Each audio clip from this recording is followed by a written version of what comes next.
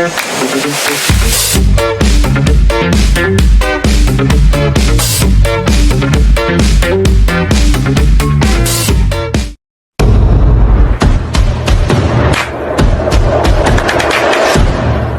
menyiapkan sebuah khotbah dengan judul mempersiapkan wadah yang baru, saudara.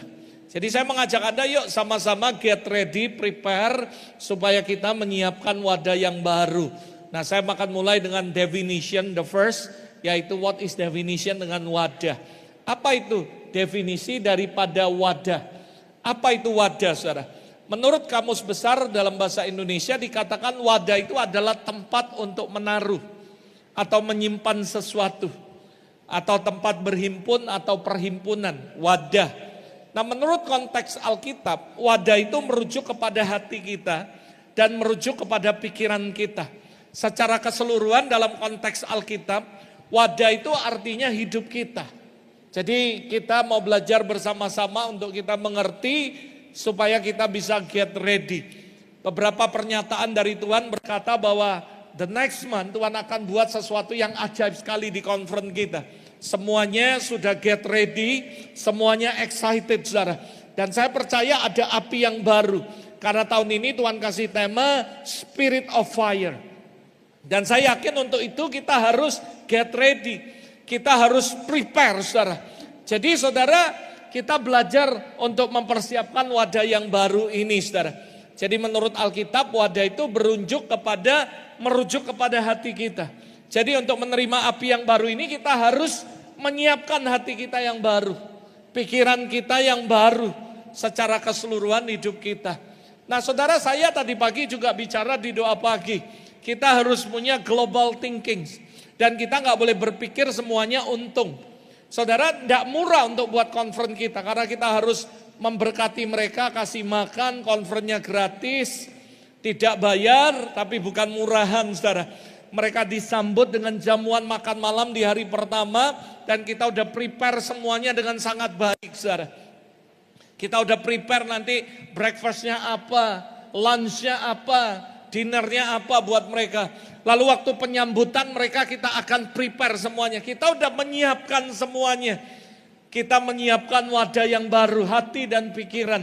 Saya bersama-sama dengan Pastor Spendi sudah mulai ngitung berapa budget conference. Every Monday kita tim, every Tuesday bukan Monday, kita meeting semua walaupun cuma 20-30 minutes. Dan kita mulai arrange apa-apa yang mesti dikerjakan. Lalu berapa budgetnya, kita udah mempersiapkan semuanya.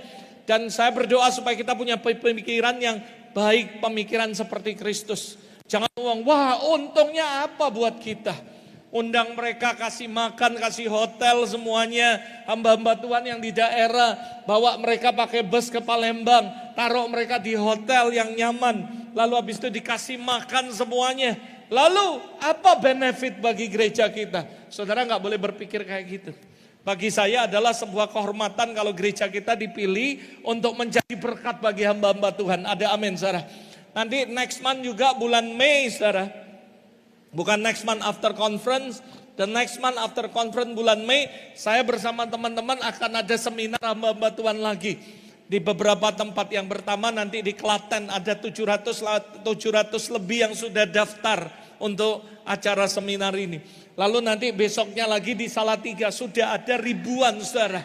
Lalu terakhir nanti di Bondowoso. Saya nggak tahu Bondowoso berapa yang hadir. Tapi sudah register yang pertama di Klaten. Saya dapat report dari panitia ada 750-an lebih sudah daftar, saudara.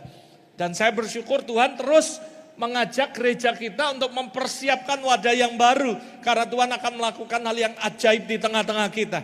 Start pertama conference dari orang-orang, lalu tiba-tiba Tuhan memanggil gembala-gembala sidang, para hamba-hamba Tuhan untuk join the conference and get the fire.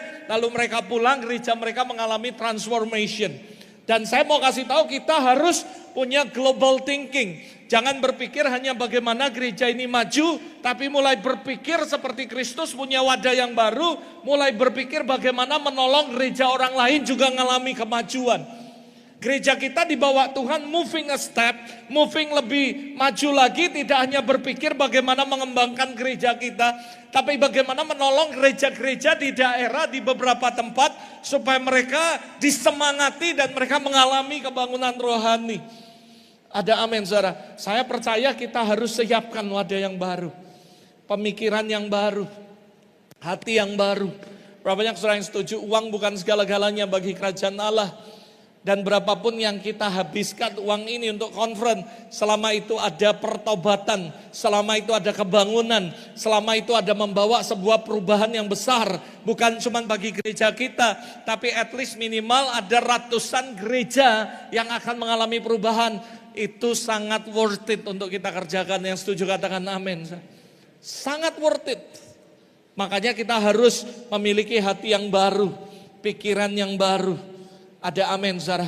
Matius 9 ayat 17. Ayat ini yang akan saya kupas dan saya akan sampaikan kepada Anda semua. Dikatakan seperti ini. Begitu pula anggur yang baru tidak diisikan ke dalam kantong kulit yang tua. Karena jika demikian kantong itu akan koyak sehingga anggur itu terbuang dari kantong dan kantong itu hancur. Tetapi anggur yang baru disimpan orang dalam kantong yang baru pula. Dengan demikian kedua-duanya terpeliharalah kedua-duanya, saudara. Jadi bagi saya ketika saya merenungkan ayat ini, wadah yang baru juga bisa dikatakan sebagai hidup, pikiran, hati yang bersih, saudara.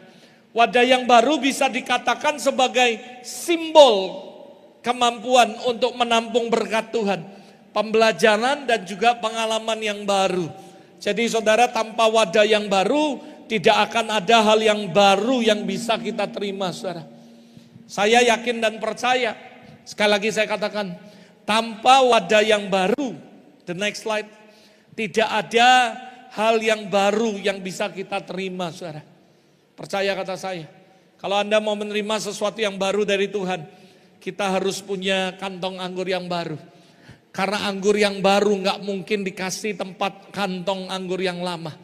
Jadi kalau Tuhan mau memberikan anggur yang baru kepada gerejanya, hal yang pertama yang mesti gereja lakukan adalah prepare, saudara, dan menyediakan kantong yang baru.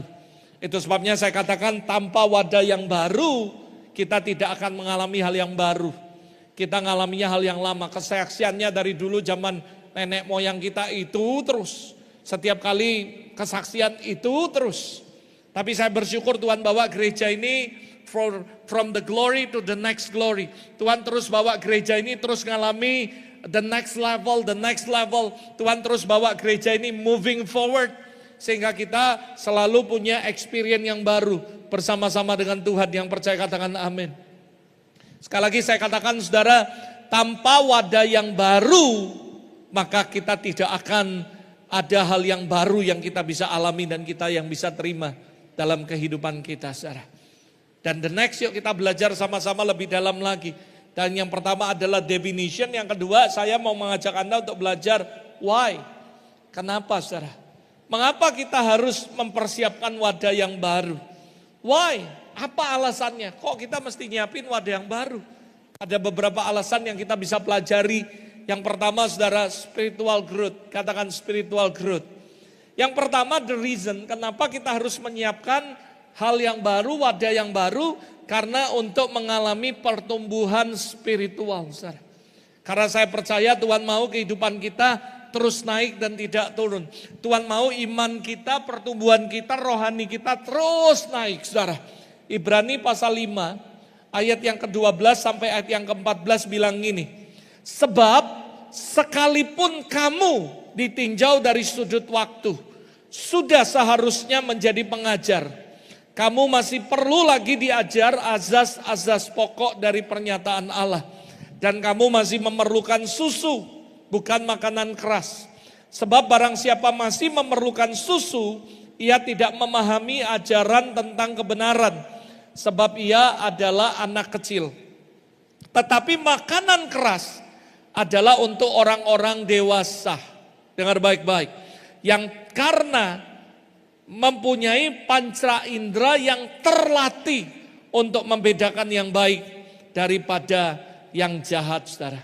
Jadi sekali lagi ayat ini mengajarkan kita bahwa pertumbuhan spiritual itu seringkali melibatkan sebuah perubahan cara pandang terhadap diri sendiri, orang lain dan dunia, saudara. Wadah yang lama atau pola pikir, kebiasaan atau keyakinan yang sudah lama tidak lagi cocok untuk memahami atau menampung sebuah pemahaman atau sesuatu yang baru yang Tuhan akan kerjakan di tengah-tengah kita, saudara. Nah, kita mengadopsi wadah yang baru itu menunjukkan sebuah kesediaan untuk kita mengalami perubahan, get change, saudara. Orang yang tidak mau mengadopsi hal-hal yang baru, pemikiran yang baru adalah orang-orang yang tidak mau berubah dalam hidupnya, saudara. Bekerja, oh memang dari dulu kayak gini, oh gak boleh sekarang. Sekarang mana lagi pakai kalkulator gini-gini. Oh sekarang pakai program ini. Enggak, pokoknya jualannya gini, pokoknya gini. Lama-lama saudara akhirnya tutup, saudara. Kenapa? Karena mereka enggak menyiapkan diri untuk menerima sesuatu yang baru. Mereka enggak siap untuk sebuah perubahan. Saudara, dulu saya masih ingat. Semua orang ngomong, wah ibadah gak usah direkam. Gak perlu ada rekaman, gak perlu ada kamera-kamera, gak perlu ada apa-apa. Jebret, tiba-tiba pandemik datang, saudara. Semua orang gak bisa datang ibadah. Dan semua gereja yang gak ada multimedia kelabakan semua. Saudara, mereka gak tahu bagaimana mereka harus berinteraksi kepada jemaat. Dulu disuruh Zoom, gak mau, apa itu Zoom, gak rohani. Gak rohani. Tiba-tiba pandemik datang, bang saudara. Tiba-tiba apa yang terjadi? Semua orang gak bisa kecuali Zoom, saudara. Dan saudara tahu tiba-tiba yang punya Zoom ini dulunya gak laku, ditawari telekonferensi gak semua orang mau pakai. Tiba-tiba pandemik kekayaan dia naik dan dia naik jadi kaya sekali, saudara. Kenapa? Karena semua gereja pakai Zoom, saudara. Sekarang dikit-dikit Zoom, dikit-dikit Zoom, dikit-dikit Zoom. Nah saudara, sekali lagi, dunia ini selalu berubah. Pastor Nob kemarin cerita tentang VUCA. Ada begitu banyak perubahan yang dinamis dan cepat sekali. Dan kalau kita mau get ready untuk get change, kita harus siap untuk menerima hal-hal yang baru. Tentunya enggak semua hal yang baru kita harus terima. Selama itu tidak bertentangan dengan kebenaran dan tidak bertentangan dengan firman. Kita harus get ready, saudara. Dan kita harus berani untuk menghadapinya dan menerima dan terbuka. Dan yang paling penting, asal itu membawa spiritual growth dalam kehidupan kita. Ada amin, saudara. Jadi saya bersyukur, saudara, untuk sekolah Alkitab yang ada, yaitu HIT salah satunya. Semua saudara ketika mereka sekolah, mereka di Zoom by Zoom, tapi ada begitu banyak mahasiswa dari luar negeri, dari luar kota, dari mana-mana, bahkan dari Papua bisa belajar bersama-sama kebenaran firman Allah. Dan semuanya melalui online dan sebagainya, saudara. Dan kita bersyukur untuk itu, saudara. Dan saya yakin salah satunya adalah untuk spiritual growth, saudara. Jadi why the reason yang pertama kita harus mengalami sebuah perubahan. Kenapa alasan untuk kita bisa mempersiapkan wadah yang baru? Supaya kita mengalami yang namanya spiritual growth. Akan mengalami perubahan. The reason kenapa kita harus punya pemikiran yang baru. Hati yang baru, pemahaman yang baru. Karena Tuhan mau menumbuhkan spiritual kita. Yang percaya katakan amin, saudara. Jadi kita harus growing our faith. Hope, semuanya akan mengalami yang namanya growing, saudara. Yang kedua, why? The reason kita harus mempersiapkan wadah yang baru. Yang kedua adalah untuk menerima api yang baru. New fire, katakan sama-sama new fire. Saudara, bulan depan tema conference kita adalah Spirit of Fire. Dan Tuhan sudah menyiapkan semuanya. Saya yakin nanti begitu semua datang mereka akan menerima api yang baru yang daripada Allah. Itu sebabnya kita harus get ready dari sekarang. Persiapkan pemikiran kita, hati kita, hidup kita semuanya. Karena saya percaya the reason kenapa kita harus menyiapkan wadah yang baru, hidup kita, hati kita, pemikiran kita. Yang pertama supaya kita mengalami spiritual growth. Yang kedua supaya kita bisa menerima new fire dari Allah. Kita bisa terima api yang baru daripada Allah. Nah, saya mau kasih sebuah gambar yang menarik. Saya nggak tahu kalau Anda bisa jawab semuanya. Saya nanti suruh Pak Nov kasih hadiah menarik, saudara. Karena belum tentu semua ngerti tentang gambar ini. Ada kurang lebih 6 gambar. 6 gambar ini berbicara tentang apa? Tentang api Tuhan, saudara. Saya nggak tahu. Nah, Nov sama Pak Yudi lagi bahas. Ini apa? Ini kejadian apa? Ini kejadian apa? Ini kejadian apa? Yang saya mau kasih tahu buat Anda adalah satu, saudara. Every fire of God has its own story. Dari setiap api Tuhan ada ceritanya masing-masing, saudara. Nah, itu yang pertama, itu api di mezbah korban Elia, saudara. Semua udah tahu ceritanya. Yaitu Raja-Raja, 1 Raja-Raja 18, 20 sampai 40. Di mana api Tuhan itu tiba-tiba menyambar korban yang dipersiapkan Elia. Elia mempersiapkan mezbah yang pertama. Saudara, saya nggak punya waktu untuk menjelaskan ini karena ini bisa jadi khotbah yang lain lagi tentang mezbah. Mezbah itu bahasa aslinya misbeak, terdiri dari apa semua, ada air, ada pedang, ada semuanya. I don't have a time untuk menjelaskan kepada Anda. Tapi yang saya mau menjelaskan adalah setiap api Tuhan turun dalam zamannya ada ceritanya masing-masing, saudara. Dan saya percaya dari semuanya saya mengambil sebuah conclusion. Kenapa kita mesti untuk mempersiapkan wadah yang baru, untuk kita menerima api yang baru dari Tuhan, saudara. Dan sekali lagi, every fire of God, dia punya ceritanya sendiri-sendiri. 1 Raja-Raja 18:20 adalah sebuah cerita ketika Elia melawan Nabi Baal. Dan Elia mempersiapkan mezbah yang pertama. 12 batu, air, sampai akhirnya api Tuhan turun membakar semua korban persembahan. Lalu yang berikutnya, saudara, itu adalah api di kemah suci. Itu cerita tentang Harun dan anak-anaknya mempersiapkan korban sesuai dengan perintah Tuhan. Katakan sesuai dengan perintah. Mereka menyiapkan korban bukan semaunya mereka, tapi di situ dikatakan sesuai perintah Tuhan. Artinya yang pertama tadi Elia ada sacrifice, yang kedua ini ada obedient, ketaatan, saudara. Dan sekali lagi semua fire of God ada kuncinya bagaimana supaya kita bisa menerima api yang baru. Kalau Anda cerita tentang itu adalah a lot of sacrifice dan memperbaiki mezbah. Dia memperbaiki mezbah yang sudah rusak. Karena semua bangsa Israel sudah berbalik menyembah Baal dan mengikuti Baal. Dari sekian banyak nabi, cuman dia yang masih berdiri di pihak Allah. Dan Elia dengan berani melawan 450 nabi Baal. Dan dia mendirikan mezbah, memperbaiki hubungan dengan Tuhan. Dia manggil 12 suku, dia susun batunya. Dia suruh datang mendekat kembali dan memperbaiki mezbah. Saya percaya kalau kamu mau dapatkan api Tuhan, kamu harus memperbaiki mezbahmu dengan Tuhan. Lalu yang kedua, kamu harus punya obedient, ketaatan. Harun dan semua anak-anaknya mempersiapkan korban sesuai dengan perintah Tuhan. Lalu tiba-tiba api turun membakar mezbah itu. Itu dalam Imamat pasal 9 ayat 23 sampai 24. Lalu cerita yang berikutnya lagi, saudara. Anda mungkin sudah tahu, itu cerita tentang Musa ketika dia dapat panggilan Tuhan. Api di padang gurun, Musa mengembalakan kambing domba seperti biasa. No preparation yang khusus, tidak ada persiapan yang khusus.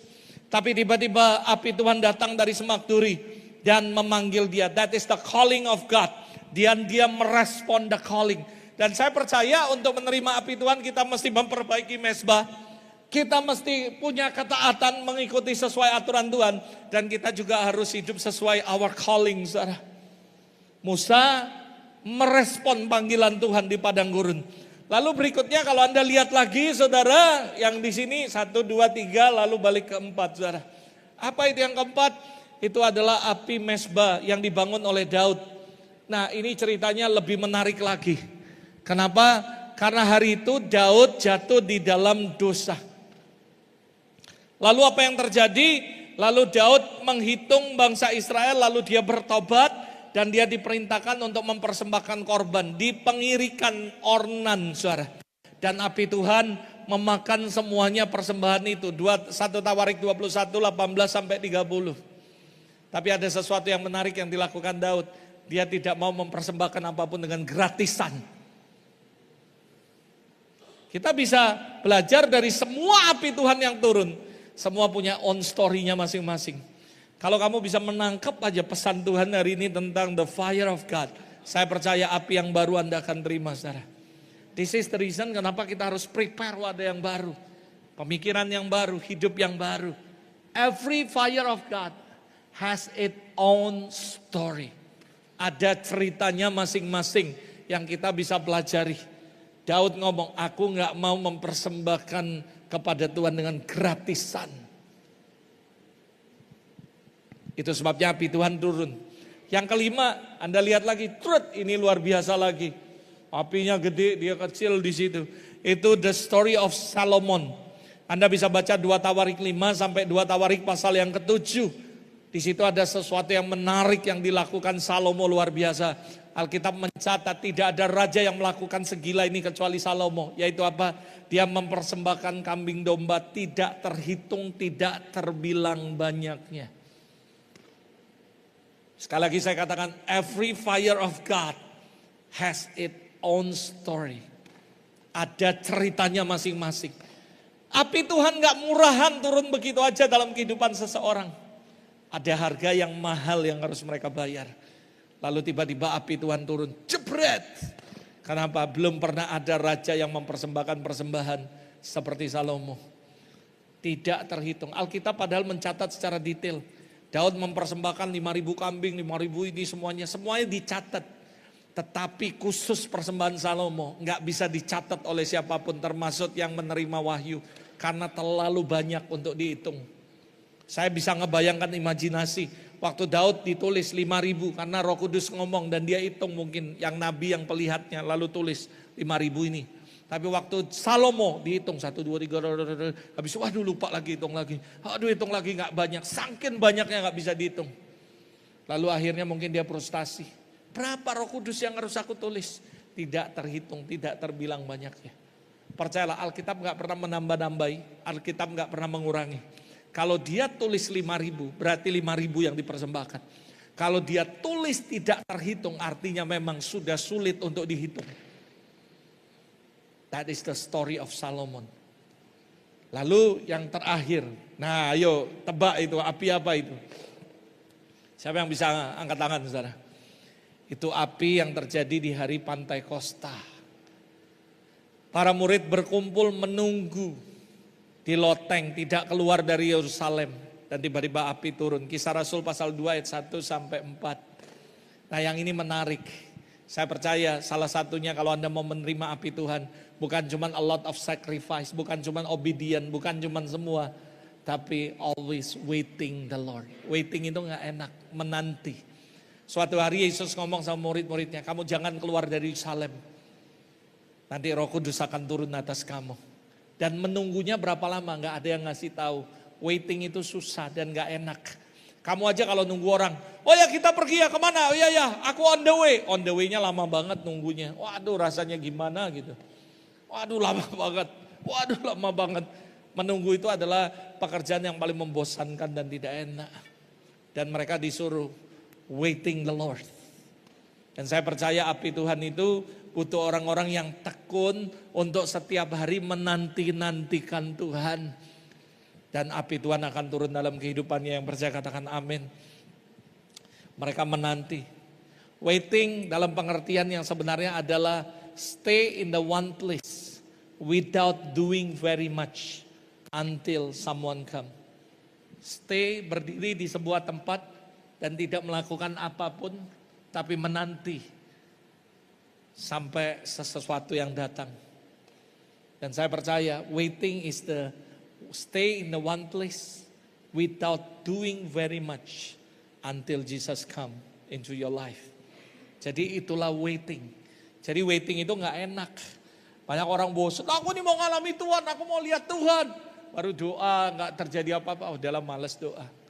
Padahal kita ngomong waiting the Lord until He come into your life. Saya yakin bahwa orang yang menantikan Tuhan pasti akan ketemu Tuhan. Ada orang yang ngomong, aku nih kepingin dekat sama Tuhan, aku nih pingin ketemu Tuhan. Tapi kok enggak? Saya ketawa. Saya ngomong sama Anda, kalau kamu ngomong mau dekat sama Tuhan, Tuhan nangis. Kenapa? Tuhan bilang, aku lebih lagi mau dekat sama kamu. Saking aku mau dekat sama kamu, aku turun dari sorga, mati di kayu salib buat kamu. Jadi kalau kamu ngomong kamu gak bisa dekat sama Tuhan, omong kosong. Kamu gak waiting sungguh-sungguh dengan Tuhan. Kalau kamu menantikan Tuhan sungguh-sungguh, pasti ketemu Tuhan. Karena Alkitab ngomong, barang siapa mencari pasti akan dapat. Barang siapa mengetok pintu pasti akan dibuka. Ada amin Sarah. Masalahnya cuma satu, kamu gak tekun cari Tuhan. Alkitab bahkan mencatat Yohanes 17, Yesus berdoa. Ya Bapa, aku mau dimanapun aku berada, mereka ada bersama-sama aku. Jadi kalau kamu ngomong mau dekat Tuhan, Tuhan ngomong, aku lebih lagi mau dekat sama kamu. Tapi kalau sampai hari ini kita nggak dekat sama Tuhan, karena kita cuma ngomong kosong di mulut doang. Hati kita nggak benar-benar mau dekat Tuhan. Dan saya mempelajari dari 6 story, 6 gambar ini. Every fire God. Dengar sekali lagi. Ada ceritanya masing-masing. Jadi kalau kamu mau nerima api yang baru nih, kamu harus siapkan wadah yang baru. Mindset diubah.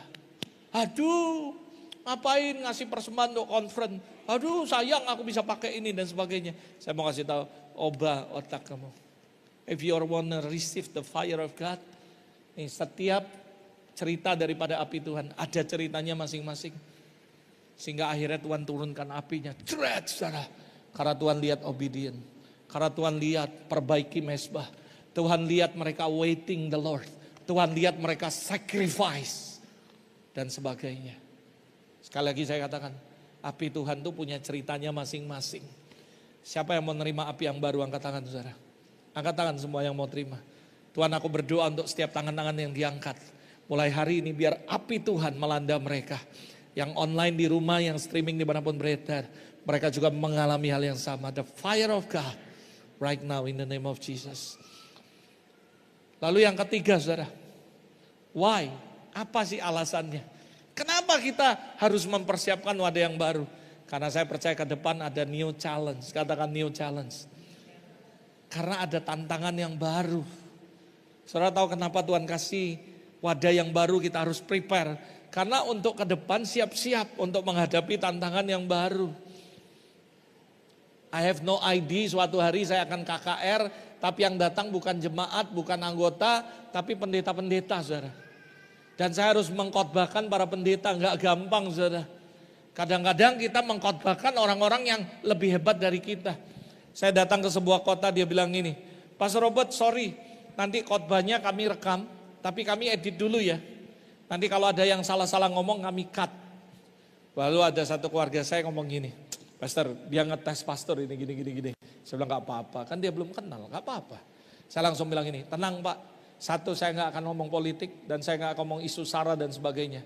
Saya cuma ngomong kebenaran firman Tuhan. Dan saya gak keberatan kalau Anda edit semua video saya. Oh oke, good katanya, ya sudah gak apa-apa. Habis saya selesai khotbah melayani banyak orang dilawat diberkati. Pastor kapan datang lagi?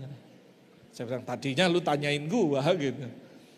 Saudara kenapa? Karena saya yakin kamu khotbah di pendeta gak gampang loh. Pak Yudi menyaksikan ada ribuan pendeta loh datang. Benar Pak Yudi? Dan ada satu tempat kami kebaktian di gereja Kristen Jawa saudara. Dan itu nggak ada bahasa roh, nggak ada kayak gini. Tapi tiba-tiba orang dijamah Tuhan, orang tumbang, dilawat Tuhan. Dan mereka bilang nggak pernah terjadi yang model kayak gini di gereja ini. Dan saya bilang saya percaya bahwa, saya yakin bahwa ada new challenge dalam hidup kita. I don't have ID sebelumnya KKR tapi yang hadir pendeta. Yang hadir tuh nggak ada jemaat loh, pendeta semua dan majelis. Pak Yudi nyaksikan karena Pak Yudi bersama dengan ibu sama anaknya ikut saya. Jadi kami keliling ke Jawa Tengah, Jawa Timur, saudara. Dan kami lihat bagaimana Tuhan bekerja. Ini new challenge. Karena saya percaya Tuhan mau supaya gereja ini menyiapkan wadah yang baru. 10 tahun lalu kita Heavenly Conference yang datang ya gitu-gitu aja semua jemaat. And then sekarang Tuhan ubah shifting, saudara. Sekarang Heavenly Conference 4 bus itu isinya pendeta semua, gembala sidang dan punya jemaat, saudara. Bahkan nanti bulan depan ada 2 pendeta yang dia ngomong sama jemaatnya, saya mau ke Palembang belajar dari gereja Pastor Robert. Jadi mereka ninggali pelayanan 6 bulan dan stay di sini bersama-sama. That is crazy, we don't have ID sebelumnya untuk melakukan ini gereja ini. Dan buat saya itu adalah new challenge buat kita, nggak gampang saudara. Lah saya juga ngaca, saya ini masih muda, makanya saya ngomong di depan pendeta, para pendeta maaf ya saya nggak menggurui Anda, bahkan saya belum lahir Anda sudah berkhotbah, Anda sudah jadi pendeta, tapi izinkan saya hari ini berdiri sini menyampaikan firman Allah buat Anda, pesan Tuhan buat Anda. Dan mereka nggak tersinggung karena saya nggak merasa yo-yo kata orang, sok-sokan mau ngajari pendeta, pendeta senior semua. Kamu tahu nanti bulan depan Anda lihat ya ada pendeta umurnya 80 tahun. Dia rindu setengah mati untuk datang conference kita. Dan dia ngumpuli duit, berdoa, Tuhan kalau naik bus aku gak sanggup 25 jam. Jadi dia berdoa dan nabung supaya dia bisa naik pesawat. Tujuannya cuma satu, kepingin ke gereja Pastor Robert. Dan kepingin datang ke tempat ini ibadah. Dan saudara tahu tiba-tiba ada orang baik satu beliin dia tiket pesawat. Dia bilang, Pastor aku sangat diberkati. 80 tahun Pastor kepingin datang conference kita. Dan saudara tahu sudah dibeliin tiket pesawat, dia sedih dan dia bersuka cita, dia terharu saudara. Dan dia datang nanti saudara. 80 tahun melayani. Waktu altar call ada banyak pendeta-pendeta senior, saya ngomong gini, Pak saya gak suruh Anda maju, saya suruh Anda bantu saya mendoakan yang lain. Oh enggak, Pastor Robert harus doain saya dulu katanya. Dan dia nangis saudara. Dan dia ngomong yang model kayak gini yang kami perlu. Saya nggak pernah sebelumnya ngalami yang kayak gini. Saya dulu memulai 25 tahun pelayanan saya di anak muda. Dan Pastor Robert terkenal pokoknya khotbah di youth. And the end of the day Tuhan suruh saya persiapkan wadah yang baru. Saya harus ngubah cara pikir saya, pandangan saya, pola pikir saya. And then saya menerima new challenge sama Tuhan. Sekarang yang anak muda rilis sama anak rohanimu. Saya bilang, Meng pokoknya anak muda tak kasih kamu. Lalu dibantu dengan Johan Han, bantuin ya Han ya. Ada Pokoknya udah anak muda saya gak ngurus di YC. Pokoknya kalian yang atur. Yang khotbah jangan saya lagi. You yang khotbah saya bilang. Kenapa? Karena Tuhan mau bawa kita to the next level. Saya sekarang harus mempersiapkan bagaimana menolong hamba-hamba Tuhan. Nanti kita bakal ada akademik. Nanti orang datang sini semua lalu pulang semua. Lalu mereka membangun gereja mereka. Dan ini adalah new challenge buat kita. Gak gampang saudara. Kita harus preparation begitu banyak hal saudara. Mulai dari fasilitas yang kita siapkan. Conference ini juga kita berubah, shiftingnya berubah. Dari member sekarang kepada semua gembala sidang. Nanti ada 4 bus isinya pendeta semua datang ke gereja saudara bulan depan. Itu challenge baru buat gereja kita. Nah kenapa Tuhan bilang get ready and prepare wadah yang baru. Karena dia mau bawa kita masuk new challenge. Tapi saudara waktu saya pelajari Kisah Rasul pasal 2, ini mengerikan saudara. Ketika mereka dapat api yang baru, wadah yang baru. Kisah Rasul pasal 2, maka penuhlah mereka dengan Roh Kudus. Lalu mereka mulai berkata-kata dalam bahasa lain. Seperti yang diberikan roh itu kepada mereka untuk mengatakannya. Waktu di Yerusalem diam orang-orang Yahudi, orang saleh. Bangsa di bawah kolong langit. Ketika turun bunyi itu berkerumunlah banyak orang. Mereka bingung. Karena mereka masing-masing mendengar rasul-rasul itu berkata dalam bahasa mereka sendiri. Mereka semua tercengang-cengang dan sangat termangu-mangu. Sambil berkata seorang kepada yang lain, apa arti semua ini? Lalu tiba-tiba ada orang yang nyinyir. Jadi kalau Anda dengar pelayanan, ada orang yang nyinyir pelayanan Anda. Katakan itu biasa. Kenapa? Zaman dulu juga gitu. Rasul-rasul dipenuhi api baru, mereka dapat api yang baru, mereka dapat wadah yang baru, mereka prepare, mereka dapat sesuatu yang baru. Ada new challenge. Tantangan, kenapa? Ada yang nyinyir. Nyinyirnya apa? Mereka sedang mabuk. Jadi saya ngomong kalau kamu pelayanan tiba-tiba ada yang nyinyir dalam pelayananmu itu biasa. Jangan baperan. Itu normal. Di mana-mana selalu ada gitu saudara. Netizen tuh memang kayak gitu saudara. Kalau kamu mau melayani, kamu berkhotbah apalagi online semuanya. Kalau kamu gak siap dikritik lebih baik jangan lakukan. Kenapa? Karena kamu akan tetap disinyir. Sebagus apapun khotbahmu percayalah tetap ada yang nyinyir. Intinya gini loh, semua orang gak peduli apapun yang kamu bisa lakukan yang terbaik sekalipun, tetap masih ada orang yang nyinyir. Mereka dipenuhi Roh Kudus, dapat api yang baru, tiba-tiba ada sekelompok orang nyinyir, mereka lagi mabuk.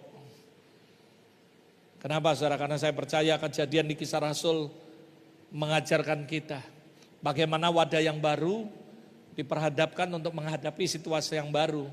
Kita juga harus punya hati yang baru, mental yang baru, dan yang kuat. Karena kita akan menghadapi new challenge, tantangan yang baru. Bahkan setelah Roh Kudus datang dan mengubah kehidupan mereka berubah, tantangan yang baru. Tapi mereka juga harus mengalami hal-hal yang tidak enak. Setelah mereka dipenuhi Roh Kudus, mereka khotbah, mereka mulai penganiayaan datang dalam hidup mereka. Ada challenge yang baru. Gak mudah. Itu sebabnya Tuhan bilang, get ready nak. Persiapkan wadah yang baru. Tapi gak enak. Tetap ada tantangan. Tapi percayalah bersama Tuhan, pasti Tuhan akan lakukan hal yang ajaib di tengah kita. Yang percaya katakan amin. Yang berikutnya, why the reason? Kita harus menyiapkan wadah yang baru supaya kita mengalami new testimony. Katakan new testimony. New challenge, tapi juga new testimony. Ini yang saya suka.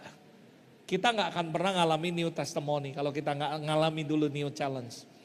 New challenge itu adalah membuka untuk new testimony dalam hidup kita. Sebelum kamu ngalami new testimony dalam hidupmu, kamu harus ngalami begitu banyak yang namanya challenge, saudara. Saudara, ketika kamu mengalami challenge, maka kamu akan lihat new testimony akan datang dari setiap new talent. Apa yang terjadi setelah mereka dibilang mabuk anggur? Petrus berdiri dan ngomong, kami gak mabuk anggur karena hari masih pagi. Mereka penuh Roh Kudus, Petrus khotbah, saudara. New challenge, open the new testimony. Ada amin, saudara. New testimony. Lalu tahu saudara apa yang terjadi sejak hari itu ketika Petrus maju dan dia ngomong dengan lantang dan berkhotbah, 5.000 orang bertobat. Padahal sebelumnya nggak pernah terjadi yang kayak gitu, saudara. Tapi ketika mereka mempersiapkan wadah yang baru, mereka waiting the Lord, dan tiba-tiba api yang baru turun dalam hidup mereka. Mereka menghadapi tantangan yang baru, tapi mereka juga mengalami kesaksian yang baru, saudara. 5.000 orang bertobat, padahal Petrus itu penakut.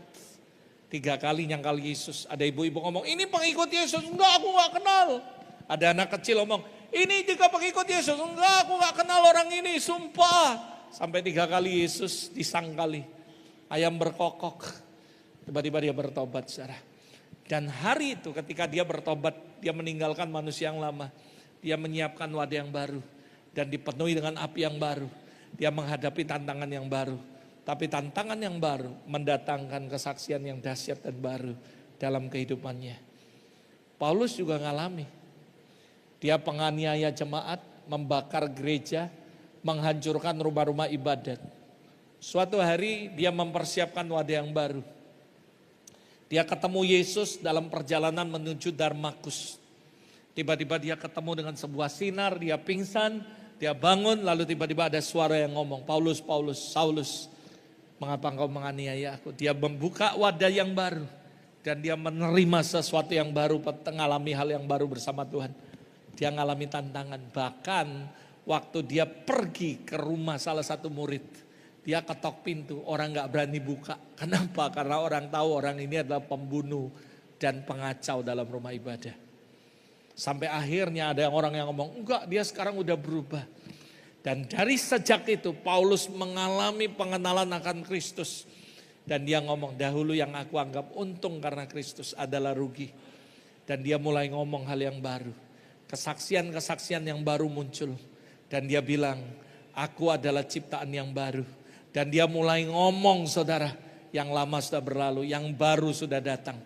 Hidupku bukan aku lagi tapi Kristus. Dan dia bahkan berkata, bagiku hidup adalah Kristus, mati adalah keuntungan. Ada new testimony ketika kita mempersiapkan wadah yang baru. Paulus mengalami transformation, metamorfosis, mengalami perubahan ketika dia menyiapkan wadah yang baru. Dia mengalami sebuah perubahan yang signifikan. Dia mengalami new testimony. Berapa banyak saya yang percaya, but sebelum testimony datang, always have a test. Tapi ingat rumusnya, tes sama dengan testimoni. Yang percaya katakan amin, saudara. Every test, dengar baik-baik, akan menjadi the great testimony dalam kehidupan Anda. Tadi lagunya bagus banget. Lagu tadi itu buat saya, Nal. Loh, Pastor Robert lagi kekurangan. Enggak. Ini kan lagi conference. Kita berdoa. Dan Tuhan kayak ngomong sama saya tadi waktu worship. Kamu khawatir, kamu takut. Enggak Tuhan, aku percaya. Pokoknya kami akan prepare yang terbaik untuk conference ini. Dan saya percaya, penyediaan Tuhan sempurna. Ada amin. Saya bilang ini bisa juga Donald ini. Sebelum saya khotbah, dia khotbahin saya dulu. Seolah-olah dia ngomong dari mimbar, Pastor jangan khawatir tentang conference. Allah itu Jehovah Jireh. Dia menyediakan semua yang kita perlukan di conference. Ada amin, saudara. Lalu saya dengan rendah hati terbuka dan sujud dan ngomong, Tuhan, I believe it. I trust you completely. It's not for me. Conference bukan buat saya. Even saya dan keluarga saya juga ikut berkorban untuk conference. Conference ini untuk Tuhan. Dan semua yang datang adalah pendeta-pendeta yang kami harus kasih makan, kasih tempat tinggal, dan layani mereka dengan baik. Kasih mereka oleh-oleh pulang semuanya. Pokoknya kami mau lakukan yang terbaik supaya namamu dipermuliakan. Ada satu pendeta pulang konfront, dia peluk saya nangis. Ibu-ibu, dia bilang ini, Pastor, kalau pendeta-pendeta besar dan gereja besar punya hati kayak yang kalian lakukan ini, betapa bahagianya pendeta-pendeta desa. Karena kami gak pernah diundang lalu dikasih hotel, dikasih ini, di semua ada tapi gak banyak. Dan ini pengalaman baru buat kami. Mereka bukan dari gereja karismatik, mereka dari gereja yang aliran lain dengan kita. Mereka peluk kita dan berkata, kalau seandainya semua gereja besar punya hati yang model kayak gini, yang ada ikut konferen bayar, cuman konferen kalian yang gratis dan dikasih makan dan sebagainya. Dan saya mau ngomong sama Anda, kita lakukan semuanya. Dan saya percaya kita mesti prepare wadah yang baru. Tapi kita percaya akan ada new testimony yang akan kita dengar. Yang percaya katakan amin. The next, saudara, bagaimana? Jadi kita belajar definition, kita belajar why, lalu kita belajar how, bagaimana. Gimana? Wadah seperti bagaimana yang harus dipersiapkan? Yang pertama jelas, wadahnya harus baru, katakan baru. Nah saudara, wadah yang seperti apa? How? Jadi kita belajar why, lalu kita belajar how. Bagaimana? Wadah seperti apa yang diinginkan Tuhan? Yang harus kita persiapkan. Yang pertama adalah jelas wadah yang baru. Kembali kepada nats, kantong anggur yang lama tidak bisa menampung anggur yang baru. Ada beberapa ayat yang tidak ada di Alkitab, tapi Anda bisa catat. Ini yang saya ingat, yang pertama Filipi 3 ayat 13. Dikatakan untuk mendapat hal yang baru harus meninggalkan yang lama. Dikatakan kita harus mengarahkan dan melupakan apa yang ada di belakang kita. Dan mengarahkan diri kepada apa yang di depan kita. Jadi untuk menerima hal yang baru, kita harus siap meninggalkan yang lama. Kalau kita gak siap meninggalkan yang lama, kita gak akan dapat hal yang baru. Yang ngerti katakan amin, saudara. Lalu 2 Korintus 5 ayat 17, gak ada di ayat. 2 Korintus 5 ayat 17 mengarah kepada kita kepada di dalam Kristus. Karena dikatakan kalau kita di dalam Kristus, kita adalah ciptaan yang baru. Jadi kalau kamu mau mengalami hal yang baru, kamu stop main-main, tapi tinggal di dalam Kristus. Karena di dalam Kristus kita adalah ciptaan yang baru. Yang lama sudah berlalu, yang baru akan datang. Lalu yang ketiga, Yeskiel 36 ayat 26 mengatakan bahwa kalau kamu mau mengalami hal yang baru, kita harus punya hati yang baru. Dan hati yang baru ini berasal dari Tuhan. Dikatakan aku akan memberikan kepada mereka hati yang baru dan roh yang baru. Jadi kita harus ngerti bahwa hati yang baru itu berasal dari Tuhan. Jadi kita minta supaya Tuhan berikan aku hati yang baru dan roh yang baru. Bukan hati yang suka memberontak, tetapi hati yang mengasihi Tuhan dengan segenap hati. Raja Daud berdoa, dia berkata, Tuhan bulatkan hatiku untuk terus percaya kepadamu. Condongkan hatiku untuk melakukan ketetapanmu. Karena kita ini cenderung manusia itu adalah tidak setia. Kalau kita lagi sakit, kita ingat Tuhan. Kita lagi susah, kita ingat Tuhan. Kita lagi senang, kita lupa sama Tuhan. Itulah sifat manusia. Coba lihat kanan kiri senyum. Kamu bukan bilang. Hehehe. Saya nggak tahu, saya nggak menghakimi ya. Ini cuman pertanyaan joke. Roma 12 ayat 2 mengarah kepada kalau kita mau menjadi serupa dengan Kristus, kita harus berubah. Renewing your mind. Jadi kita harus mengubah mindset kita. Jangan kita sikit-sikit lui. Lalu pokoknya kemanapun melayani cari untung. Lama-lama buntung bukan untung. Kita harus cari Allah, kerajaannya dan kebenarannya. Baru semuanya ditambahkan dalam hidup kita. Jadi untuk mendapatkan hal yang baru, kita mesti get change. Katakan get change. Dan itu adalah tema kita bulan ini. Kita harus mau berubah dan siap berubah, saudara. Ada amin, saudara. Yang kedua, saudara, how? Bagaimana? Wadah seperti apa yang Tuhan mau? Yang pertama, wadah yang baru. Masih ingat khotbah saya kemarin 3T. Yang pertama adalah tekun. Tekad. Tekad dulu, tekun. Tekad bukan nekat, ya kan? Tekun bukan pikun. Sampai Nob ditodong Ahan. Mana duit makan? Ingat khotbah, tekun bukan pikun, jangan pura-pura lupa. Kata, saya bilang, Ahan nih kurang ajar, semua dipakai ayat. Lalu habis itu saudara, yang ketiga taat, ya kan? Jadi saya percaya. Nah hari ini saya kasih 3B, katakan 3B. Ya, kenapa Pas Robert kok pakai gitu-gituan? Supaya Anda ingat, cepat ingat. Yang pertama baru. Yang kedua bersih, katakan bersih. Nah saudara, wadahnya harus bersih. 1 Yohanes 1 ayat 9. Kita harus mengaku dosa kita supaya kita disucikan dari semua kejahatan. Jadi kalau kita mau jadi wadah yang bersih, kamu harus mengaku dosa. Mazmur 119 ayat 9. Jika kita mau mempertahankan kelakuan yang bersih, wadah yang bersih, harus menjaga sesuai firman Allah. Lah gimana mau hidup dengan firman, baca firmannya bolong-bolong. Sebelum kamu hidup dalam firman, baca Alkitab gak boleh bolong.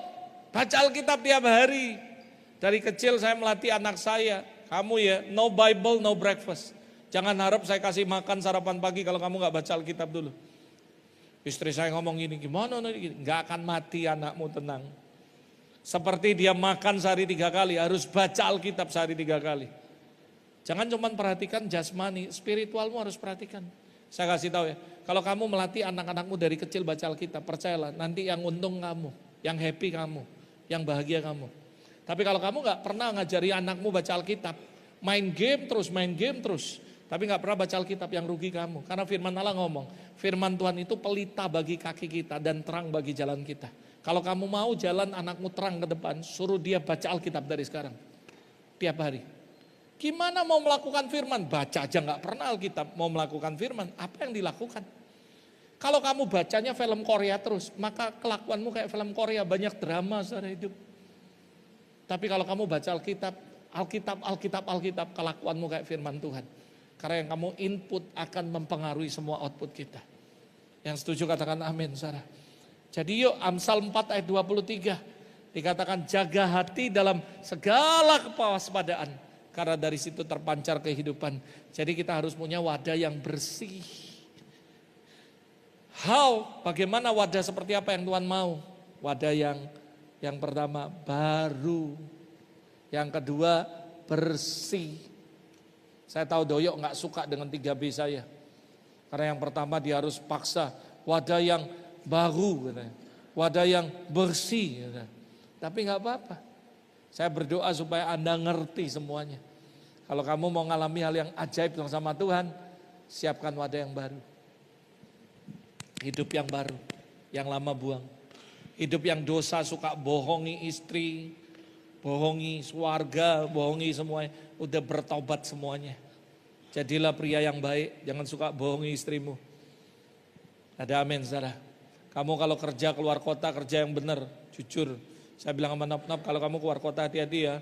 Pokoknya kalau tengah malam ada yang ketok, gak usah buka ngomong ini, aku pendeta dalam nama Yesus, pergi kau. Ada amin, saudara. Harus setia semuanya. Ada amin, saudara. Loh, saya ini sering ditelepon orang, ngajak kenalan, ngajak ketemu. Saya bilang, jangan ganggu saya ini pendeta. Saya gak ada hak untuk kenal sama kamu, untuk ketemu sama kamu. Satu, saya gak kenal kamu. Dan kedua, saya pendeta, saya sudah punya istri dan saya pendeta lagi. Kamu dosanya 2 kali lipat loh, udah ganggu suami orang, ganggu pendeta lagi. Dosanya 2 kali lipat kamu, gak boleh. Sama Nop juga kalau ada orang ganggu kamu bilang, aku ini suami orang, aku pendeta, kamu kualat 2 kali nanti. Jangan ganggu saya. Ada amin, Sarah. Bila perlu ngomong di sini pakai baju tulisannya, kayak hari ini saya, my life is my message. Waduh, si Nop bilang, laki nyoleni gitu, saudara. Ada amin, saudara. Kemana-mana gini, nah kalau ada orang mau ganggu. Kamu gak tahu nih gini, saudara. Amin, saudara. Harus bersih kelakuannya sesuai firman Allah. Baru kamu akan mengalami hal yang baru. Lah mau ngalami, Tuhan aku mau ngalami kemuliaan. Tapi hidupnya kotor, gak bisa. Hidup harus bersih. Nah yang terakhir, saudara. Hidupnya harus besar, saudara. Wadahnya harus baru, wadahnya harus bersih, wadahnya harus besar. Pertanyaan kenapa besar? Kalau wadahnya kecil, maka pertumbuhannya juga akan terbatas. Tapi kalau wadahnya besar, maka itu akan mengakar lebih kuat dan akan lebih besar. Nah saudara, ada sebuah story yang benar. Saya undang pemain musik, pohon bonsai. Itu ada sebuah pohon, cuman ditaruh di sebuah pot kecil dan tumbuh jadi pohon bonsai. Tapi ada pohon yang sama, bibit yang sama ditaruh di alam yang terbuka, itu jadi pohon yang sangat besar, saudara. Sebenarnya pohon ini adalah bonsai, saudara. Tapi apa yang membuat pohon ini jadi besar sekali? Karena ditaruh di wadah yang besar, saudara. Sama hidup kita, kalau punya wadah yang kecil, kita cuma mengalami hal-hal yang kecil bersama Tuhan.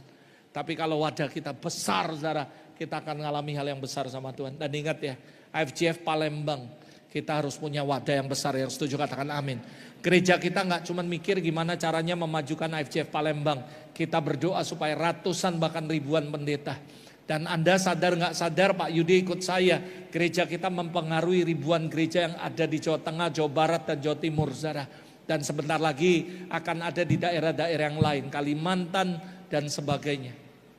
Dan Papua, saudara. Kenapa? Karena kita harus punya wadah yang besar. Karena saya percaya Tuhan lagi prepare something great, something big for your church. Dan bukan cuma itu, every year saya bawa teman-teman ke Malaysia, ke Brunei, untuk mengadakan Heavenly Conference bersama-sama. And banyak sekali orang diberkati, banyak sekali orang mengalami perubahan melalui Heavenly Conference. Dan saya percaya kenapa? Karena kita harus punya wadah yang besar. Hati kita besar, kita nggak cuma mikirin gimana caranya majukan gereja kita. Tapi kita mulai berpikir gimana caranya nolong mereka, supaya mereka bisa jadi besar. Gimana caranya supaya mereka bisa survive. Gimana caranya? Nanti bulan depan ada 2 pendeta ninggali pelayanan 6 bulan. Ninggali istri, anaknya, keluarganya, dan akan stay di tempat kita. Saya langsung ngomong sama Johan, Han, tolong daftarin 2 pendeta ini ya, untuk kursus di Eagle. Mereka akan dilatih bahasa Inggris juga, supaya pulang mereka bisa bahasa Inggris. Johan bilang, siap guru. Dan saya ngomong sama mereka, Pak, nanti salah satu kegiatan kamu stay di sini, kamu belajar bahasa Inggris, kursus di The Best, salah satu tempat terbaik di Palembang. Dan mereka excited dan senang banget. Dan saya mau kasih tahu buat mereka, nanti mereka diajari musik, diajari ini, mereka melayani bersama-sama, pulang hidup mereka berubah, kapasitas mereka diubah. Kita harus punya hati yang besar, tidak cuma berpikir bagaimana menolong gereja kita. Kemarin saudara, ada orang baik di gereja kita, nyumbang TV untuk sekolah minggu. Lalu habis itu LCD-nya kan gak kepake. Lalu saya lihat ada satu pendeta di Palembang, Bapak punya LCD gak? Rusak sudah gak ada pastor. Mau LCD, mau nih bawa pulang semua. Dia kaget saudara. Kenapa saudara? Karena saya percaya kita harus punya hati yang besar saudara. Gereja kita gak cuma mikirin gimana caranya majukan gereja kita, tapi kita kepingin bagaimana kita mikir kerajaan Allah.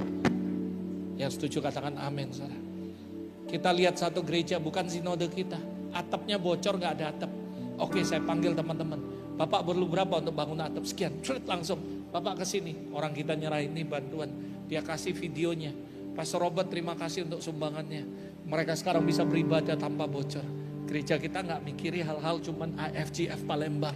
Kita harus punya hati yang besar, pikiran yang luas, berpikir tentang kerajaan Allah, bukan gereja kita saja.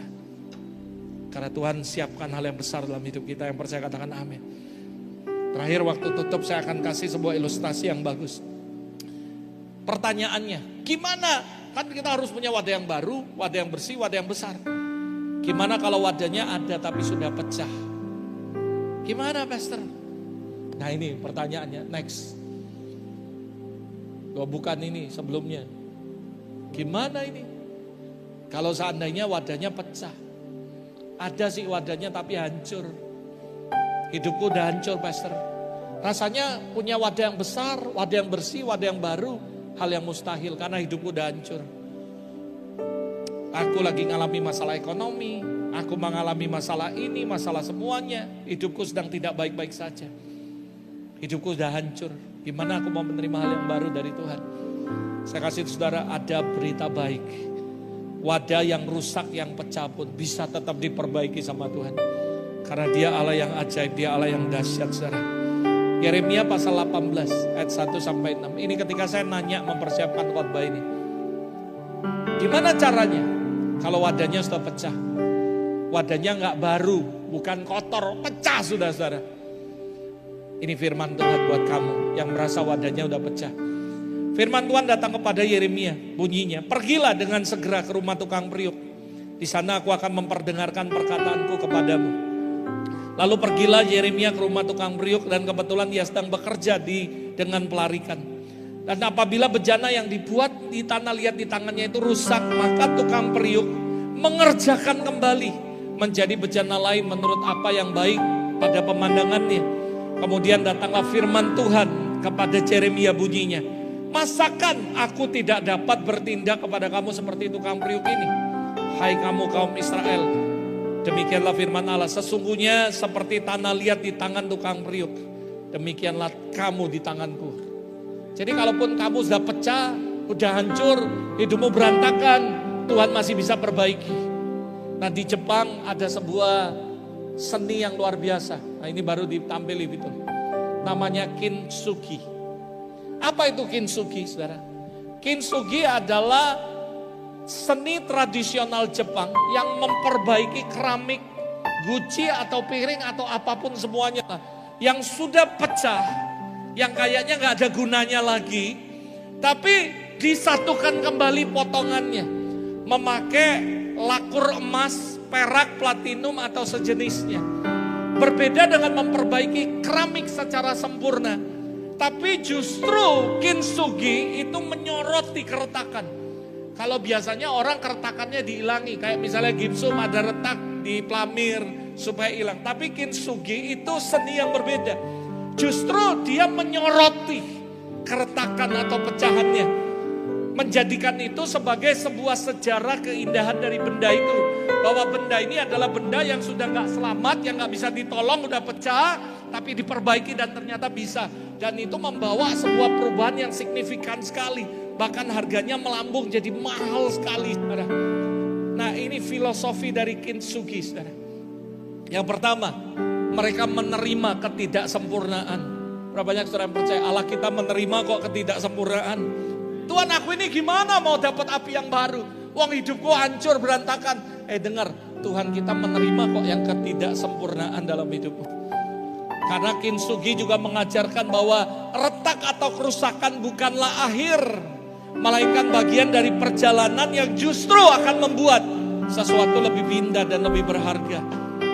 Dan yang kedua, filosofi dari kintsugi bukan cuma menerima ketidaksempurnaan, tapi keindahan dari kerapuhan, saudara.